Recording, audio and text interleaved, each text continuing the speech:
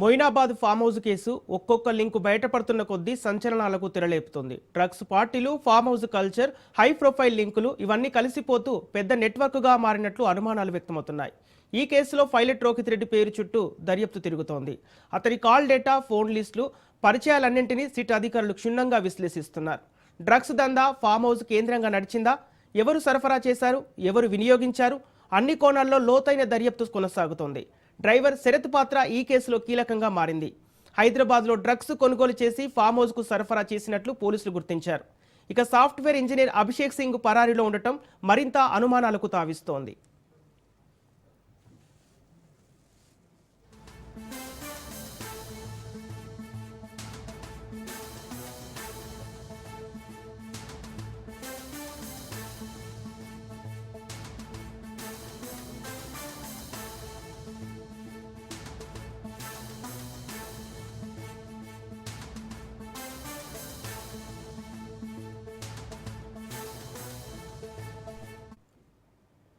MP పుట్టా Mahesh Yadav పాత్రపైన SIT దృష్టి సారించింది. Drugs party ఉందని తెలిసే ఫామ్ హౌస్కు వచ్చారా లేక మరే కారణంతో వచ్చారా అనే అంశాలపై విచారణ సాగుతోంది.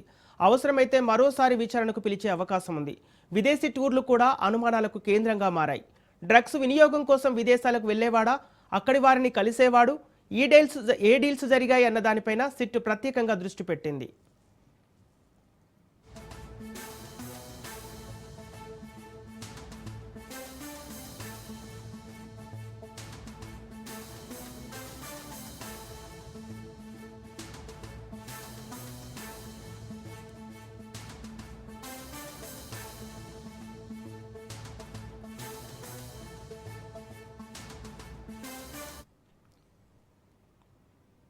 మరోవైపు రోహిత్ రెడ్డి సోదరుడు రితీష్ రెడ్డి, నమిత్ శర్మల పాత్రలపైన నిఘా పెరిగింది. పబ్ కల్చర్, డ్రగ్స్ కన్స్ట్రక్షన్స్, కాల్పుల ఘటన ఇవన్నీ కలిసిపోతూ కేసు మరింత క్లిష్టంగా మారుతోంది. ఇప్పటికే హత్యాయత్నం కేసులు నమోదు చేసి కస్టడీకి తీసుకునేందుకు పోలీసులు సిద్ధమయ్యారు.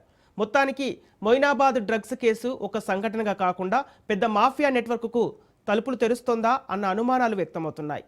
ఇక ఇదే అంశానికి సంబంధించి పూర్తి డీటెయిల్స్ మా ప్రతినిధి పవన్ లైవ్ ద్వారా అందిస్తారు. Pawan, Moinabad farm house case రోజుకొక కొత్త లింకులు బయటకు వస్తున్నాయి. అసలు ఏం జరుగుతోంది? మొత్తానికి చూస్తే డ్రగ్స్ కేసుకు సంబంధించి సిట్ అధికారులు మినిట్ టు మినిట్ అసలు ఏం జరిగిందనే దానిపైన కూడా దృష్టి కొనసాగించారు. ఇప్పటికే 2 సార్లు సిట్ అధికారులు కూడా సమావేశం అయ్యారు. అసలు ఫామ్ హౌస్లో ఏం జరుగుతుంది, అసలు డ్రగ్స్కి సంబంధించి ఫామ్ హౌస్కి ఎలా వచ్చింది అనే దానిపైన కూడా మొదటగా ఇప్పటికే ఒక ఇన్వెస్టిగేషన్ కూడా ప్రారంభించారు. అయితే పోలీసుల పైన కాల్పులు జరిపిన నేపథ్యంలో పోలీసులు చాలా సీరియస్గా ఉన్నారు. అసలు నమిత్ శర్మకు కాల్పులు జరపమని ఎవరు చెప్పారు అనే విషయం పైన కూడా క్లారిటీకి సంబంధించి కూడా కస్టడీ పిటిషన్ కూడా వేశారు. కస్టడీలో వీళ్ళు తీసుకొని విచారిస్తే మాత్రం చాలా విషయాలు కూడా వెలుగులోకి వచ్చే అవకాశం కూడా ఉంటుంది. అసలు రితీష్ రెడ్డి లైసెన్స్ రివాల్వర్ తన వద్ద ఉండాల్సి ఉంటుంది, కానీ నమిత్ శర్మకు ఎందుకు ఇచ్చారు, కావాలనే పోలీసుల పైన కాల్పులు జరిపాడా అనే దానిపైన కూడా పోలీసులు చాలా ఇన్వెస్టిగేషన్ చాలా లోతుగా దర్యాప్తు చేసే అవకాశం కూడా ఉంటుంది. మరోవైపు పైలట్ రోహిత్ రెడ్డికి సంబంధించిన విషయంలో చూస్తే డ్రగ్స్ మాఫియాతో ఎలాంటి లింక్స్ ఉన్నాయి, అసలు డ్రగ్స్కి సంబంధించి పైలట్ రోహిత్ రెడ్డి ఇప్పటి వరకు ఎవరి వద్ద ఎన్నిసార్లు కొనుగోలు చేశారు, అతని ఫోన్ కాల్ లిస్టుకు సంబంధించి పూర్తిగా పోలీసులు అనాలిసిస్ కూడా చేస్తున్నారు. ఎప్పుడెప్పుడు ఎవరితో మాట్లాడేవారు, ఇటు వాట్సాప్ కాల్ కావచ్చు, చాటింగ్ కాల్ కావచ్చు, ఇంటర్నెట్ సంబంధించిన కాల్స్, అంటే వీటన్నిటిని పైన కూడా పోలీసులు చాలా ప్రత్యేకమైన దృష్టి కొనసాగించి ఇతను ఎవరెవరితో మాట్లాడేవారు, అసలు అప్పుడు ఏమని సంభాషించేవాడు అనే దానిపైన కూడా పోలీసులు చాలా క్లియర్గా దీనికి సంబంధించి కూడా దర్యాప్తు కూడా వేగవంతం చేశారు. మరోవైపు డ్రైవర్ శరత్ను కూడా ఇప్పటికే విచారించిన పరిస్థితి కూడా చూస్తున్నాము. అసలు డ్రగ్ ఎవరి వద్ద తీసుకొచ్చారు, ఓఆర్ఆర్ వద్ద ఎక్కడ స్పాట్లో ఒక డ్రగ్స్ తీసుకున్నారని దానిపైన కూడా పూర్తిగా విచారించగా కేవలం పైలట్ రోహిత్ రెడ్డి తమ సార్ కాబట్టి నేను అతని వద్ద పనిచేస్తున్నాను, అక్కడికి వెళ్ళి ఒక పార్సెల్ తీసుకురమ్మంటేనే తీసుకువచ్చాను, కానీ అందులో డ్రగ్స్ ఉంటుందని చెప్పి తనకు తెలియదని చెప్పి కూడా పోలీసులకు శరత్ కూడా స్టేట్మెంట్ ఇచ్చిన పరిస్థితి కూడా మనం గమనిస్తున్నాము. మరోవైపు రితీష్ రెడ్డికి సంబంధించిన దానిపైన కూడా పోలీసులు ఆరా తీస్తున్నారు. అయితే రితీష్ రెడ్డి పైన కూడా చాలా గతంలో నుంచి కూడా ఆరోపణలు ఉన్నాయి. అతను కూడా డ్రగ్స్ సేవిస్తారని చెప్పి కూడా ఆరోపణల నేపథ్యంలో అతను తరచూ పబ్బుల్లోకి వెళ్తారు, ఆ పబ్బుల్లో యొక్క డ్రగ్స్ తీసుకుంటారనే కొంత సమాచారం ఉన్న నేపథ్యంలో పోలీసులు ఎక్కువగా ఏ పబ్బుకు వెళ్తారో అక్కడికి సంబంధించి అక్కడ డ్రగ్స్ తీసుకునేవాడా లేదా ఇతనితో పాటు ఎవరు వస్తున్నారు, అంటే పబ్లో ఇంకా వచ్చిన దాని తర్వాత రితీష్ రెడ్డి ఎవరోని కలిసేవాడా దానిపైన కూడా పోలీసులు కొంత క్లారిటీ తీసుకునే అవకాశం కూడా కనిపిస్తుంది.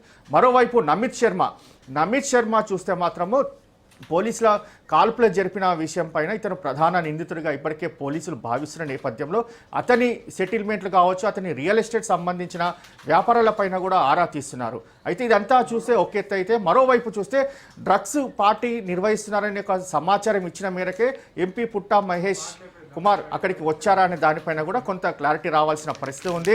అయితే వీరు కస్టడీ తీసుకున్న దాని తర్వాత పుట్టా మహేష్ కూడా ఎంపీకి మరోసారి నోటీసులు ఇచ్చి విచారించే అవకాశం చాలా స్పష్టంగా కనిపిస్తుంది. ఎందుకంటే డ్రగ్స్ పార్టీ ఉందని తాము చెప్తేనే మహేష్ ఇక్కడికి వచ్చాడని తెలిస్తే మాత్రం అతనిపైన కూడా కేసు నమోదయ్యే అవకాశం కూడా ఉంటుంది. ఇప్పటికే అతనికి స్టేషన్ బెయిల్ ఇచ్చి రిహాబిలేషన్ సెంటర్కి వెళ్తానని చెప్పి ఒక హామీ ఇవ్వడంతోనే దీనికి సంబంధించి అతనికి బెయిల్ ఇచ్చినట్లుగా మనకు పూర్తిగా సమాచారం తెలుస్తుంది.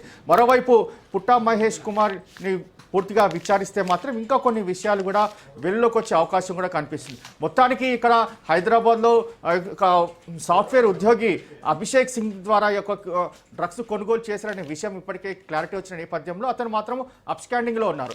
అతను పట్టుకుంటే మాత్రం ఇంకా పైలట్ రోహిత్ రెడ్డి ఇప్పటికీ ఎన్నిసార్లు డ్రగ్స్ కొనుగోలు చేశారు, ఒక్కొక్క గ్రాముకు సంబంధించిన విషయంలో ఎంత పెద్ద మొత్తంలో యొక్క డబ్బు ట్రాన్సాక్షన్ జరిగింది, ఆ డబ్బు ఎలా ట్రాన్సాక్షన్ జరిగింది అనే దానిపైన కూడా పూర్తిగా విచారించే అవకాశం కూడా కనిపిస్తుంది. మరోవైపు పైలట్ రోహిత్ రెడ్డి చూస్తే మాత్రము ఆ రోజు 2 రకాల డ్రగ్స్ కూడా వాడినట్లుగా తెలుస్తుంది. ఒకటి MDMAతో పాటు కొకైన్ కూడా 2 డ్రగ్స్ కూడా సేవించిన నేపథ్యంలో అతనికి చాలా త్వరగా పాజిటివ్ వచ్చినట్టుగా దీనికి సంబంధించి పోలీసులు నిర్ధారించారు.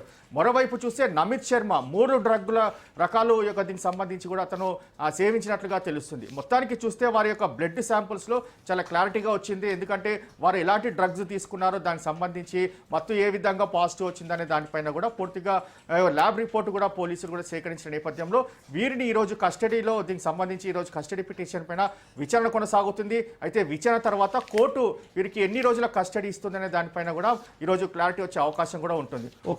ఈరోజు పైలట్ రోహిత్ రెడ్డికి బయోడేటాపై సిట్టు ప్రత్యేక దృష్టి పెట్టినట్టు తెలుస్తుంది. మొత్తానికి ఏ విషయాల్లో కూపిలాగే అవకాశం ఉంది? అయితే మొత్తానికి చూస్తే పైలట్ రోహిత్ రెడ్డి పైనే పూర్తిగా డ్రగ్కు సంబంధించిన ఉచ్చు బిగిస్తుందని కూడా మనం చాలా క్లారిటీగా అనుకోవచ్చు. ఎందుకంటే చాలా రోజుల నుంచి పైలట్ రోహిత్ రెడ్డి పైన కూడా అనేక ఆరోపణల నేపథ్యంలో అతను డ్రగ్స్ సేవిస్తారనే మాత్రం చాలా రోజుల నుంచి కూడా అతనిపైన ఆరోపణలు ఉన్నాయి. అయితే తాజాగా ఈ యొక్క డ్రగ్ కేసులో అతను అరెస్ట్ దాని తర్వాత పూర్తిగా ఆరోపణలన్నీ కూడా వాస్తవాలుగా మనకు తెలిసాయి. కాబట్టి అతను డ్రగ్కు సంబంధించిన మాఫియా లింకులపైనే పూర్తిగా పోలీసులు ఆరా తీసిన దాని తర్వాత ఇతను డ్రగ్ ఎన్నిసార్లు కొనుగోలు చేశారు, ఇతనికి ఎప్పటి నుంచి అలవాటు ఉందని దానిపైన కూడా క్లారిటీ వచ్చే అవకాశం ఉంటుంది.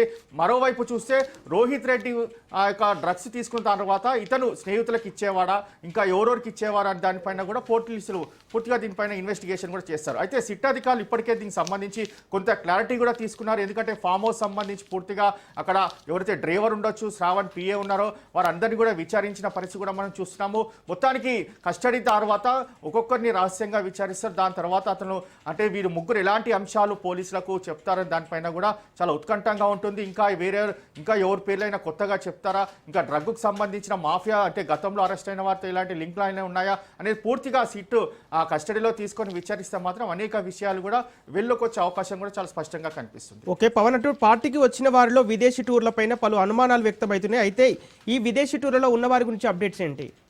అయితే విదేశీ టూర్ మాత్రం చాలా ఇక్కడ సిట్ అధికారులు పూర్తిగా దీనికి సంబంధించి ఇప్పటికీ పైలట్ రోహిత్ రెడ్డి ఏ విదేశాలకు వెళ్ళారు, ఏ కంట్రీస్కి వెళ్ళారు, అక్కడ ఎక్కువగా దుబాయ్కి వెళ్ళారా, దుబాయ్లో అక్కడ డ్రగ్స్ సేవించడానికి వెళ్ళారా, లేకపోతే ఇతర విదేశాలకు సంబంధించిన టూర్స్కి వెళ్ళినప్పుడు అసలు ఎందుకు వెళ్ళారు, అక్కడ ఎవరిని కలిశారు, ఆ టూర్కి వెళ్ళిన ఉద్దేశం ఏముంది అనే దానిపైన కూడా కస్టడీలో పూర్తిగా విచారిస్తారు. ఎందుకంటే ఇక్కడ హైదరాబాద్లో డ్రగ్స్ తీసుకుంటే చాలా డేంజర్ జోన్ కాబట్టి విదేశాలకు వెళ్ళి అక్కడ డ్రగ్స్ తీసుకొని వస్తే మాత్రము అక్కడ ఎలాంటి డేంజర్ జోన్ కాదు కాబట్టి అక్కడికి వెళ్తారనే సంబంధించి కొంత సిట్ అధికారులు దీనిపైన ఇన్ఫర్మేషన్ కూడా లాగిన నేపథ్యంలో అందుకే ప్రతిసారి ఇప్పటి వరకు ఎన్నిసార్లు విదేశీ వెళ్ళారు, అక్కడ ఎన్ని రోజుల పాటు స్టే చేశారు, అది స్టే చేసినప్పుడు అక్కడ ఎలాంటి కార్యకలాపాలకు పాల్పడ్డారు అనే విషయాలపైన కూడా సిట్ అధికారులు కస్టడీలో విచారించిన దాని తర్వాత దీనికి సంబంధించి పూర్తిగా అన్ని విషయాలు కూడా బయటికి తీసే అవకాశం కూడా చాలా స్పష్టంగా కనిపిస్తుంది. ఎందుకంటే ఇప్పటికే దీనికి సంబంధించి సిట్ యోగేష్ గౌతమ్ సంబంధించిన ఆధ్వర్యంలో DCP సిట్ ఏర్పాటు చేసింది. అయితే ప్రతిరోజు మీటింగ్ ఏర్పాటు చేసుకొని దీనికి సంబంధించి